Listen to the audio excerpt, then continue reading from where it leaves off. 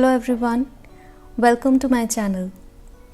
तो हाज़िर हूँ एक बार फिर मैं आपके सामने एक नई कहानी के साथ। ये कहानी है एक 18 साल की लड़की के बारे में जिसका नाम था लिली। लिली की माँ की मृत्यु हो चुकी थी और उनकी मृत्यु के बाद उसके पिता ने दूसरा विवाह कर लिया था। अब लिली अपने पिता और सौतेली माँ के साथ रहती थी। कुछ ही समय में लिली को लगने लगा था कि उसकी नई माँ अच्छी नहीं है और वो उनके साथ नहीं रह पाएगी। लिली की नई माँ उसकी पहली माँ से अलग थी। उनकी कई आदतों पर लिली को बहुत गुस्सा आता था और वो बात बात पर लिली को टोकती थी।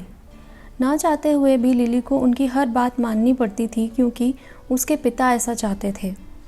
ऐसा करते करते काफ़ी समय बीतता गया, लेकिन लिली और उसकी नई माँ हमेशा एक दूसरे से झगड़ते और नाराज़ ही रहते थे। लिली के पिता भी ये सब देखकर काफ़ी परेशान थे कि लिली अपनी नई माँ के साथ खुश नहीं है।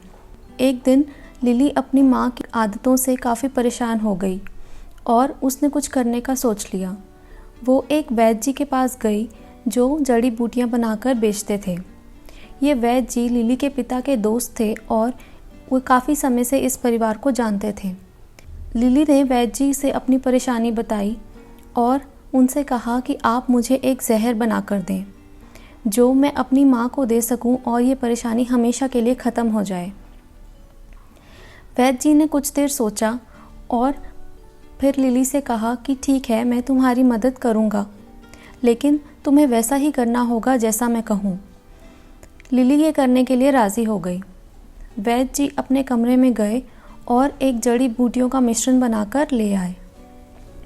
उन्होंने लिली से कहा कि अगर तुम अपनी माँ को एकदम से जहर दे दोगी तो लोगों को तुम पर शक हो जाएगा, इसलिए मैंने तुम्हें एक ऐसा मिश्रण दिया है जो धीरे धीरे उनके शरीर में जहर पैदा कर देगा। तुम हर रोज़ कुछ अच्छा खाना बनाना और उसमें ये थोड़ा सा मिश्रण मिलाकर उन्हें खिला देना, और किसी को तुम पर शक ना हो इसलिए तुम उनसे बहुत अच्छा बर्ताव करना, उनसे बिल्कुल झगड़ा मत करना और उनकी हर बात मानना। लिली वो मिश्रण लेकर खुशी खुशी घर आ गई। अगले दिन से लिली रोज़ कुछ अच्छा खाना बनाती और प्यार से अपनी माँ को खिलाती थी और उस खाने में वो थोड़ा सा मिश्रण मिला दिया करती थी।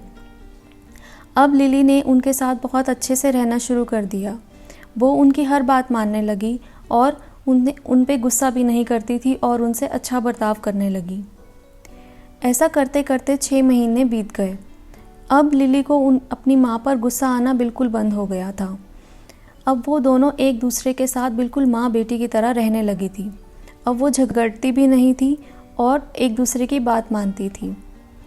अपनी बेटी लिली में आया बर्ताव देखकर उसकी माँ भी उसे बहुत प्यार करने लगी थी और बिल्कुल अपनी संतान की तरह उसे प्यार करने लगी थी। लिली के पिता भी ये सब देखकर काफ़ी खुश थे। तो एक दिन लिली वैद्य जी के पास वापस गई और उन्हें कहने लगी कि मुझे आपकी मदद चाहिए। आप कुछ ऐसा कीजिए कि वो जहर का असर मेरी माँ पर ना हो पाए, क्योंकि अब मुझे उनसे कोई शिकायत नहीं है। अब वो मुझे बिल्कुल अपनी माँ की तरह लगने लगी हैं। मैं उनसे बहुत प्यार करने लगी हूँ और वो भी मुझे बहुत प्यार करती हैं, तो मैं नहीं चाहती कि अब उन्हें कुछ भी हो। तो वैद्य जी लिली की बात सुनकर मुस्कुराए और उन्होंने कहा कि तुम्हें घबराने की कोई ज़रूरत नहीं है, क्योंकि मैंने तुम्हें कभी जहर दिया ही नहीं था। वो मिश्रण जो मैंने तुम्हें दिया था वो तो सेहत के लिए बहुत लाभदायक जड़ी बूटियाँ हैं और सेहत को फ़ायदा ही पहुँचाती हैं। असली जहर तो तुम्हारे मन में था जो अब ख़त्म हो चुका है।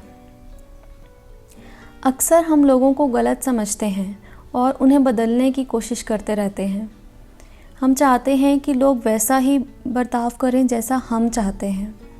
ऐसा सोचना गलत है।